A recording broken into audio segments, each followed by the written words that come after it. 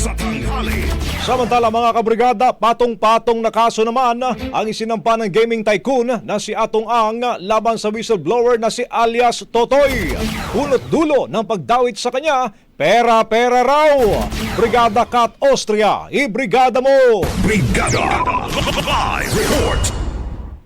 Naghain ng patong-patong na kaso ngayong araw ang negosyante at gaming tycoon na si Charlie Atong Ang laban sa whistleblower sa kaso ng mga nawawalang sabungero. Kasama ni Ang na nagtungo sa Mandaluyong City Prosecutor's Office kaninang umaga ang legal counsel nito na si Attorney Lorna Kapunan. Ayon kay Attorney Kapunan, 5 kasong isinampa nila laban kina Julie Patidongan alias Totoy at Alan Bantiles dahil sa pagdawit kay Ang bilang utak sa pagdukot at pagpatay sa missing sabungeros.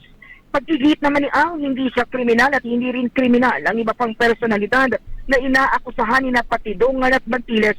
Pera umano ang pinagmula ng lahat dahil kinisikilan siya ng 300 milyon ni Bantiles para kay Patidongan pero hindi niya ito pinagbigyan. Dagdag pa niya may plano pa nga sila Patidongan na dukutin umano at patayin siya.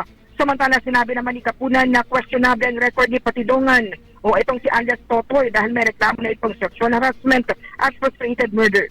Nabatida si Patidongan ang dating farm manager ni Ang habang si Bantiles naman ay sinasabing kasabwat ni alias Totoy. In the heart of changing lives, ako si Brigada Kat Austria ng 105.1 Brigada News from Manila, the Musical News Authority. Brigada Balita Nationwide. Ang bahaging ito ay hatid sa atin ng Drive Max Coffee. Ligayang tuloy-tuloy.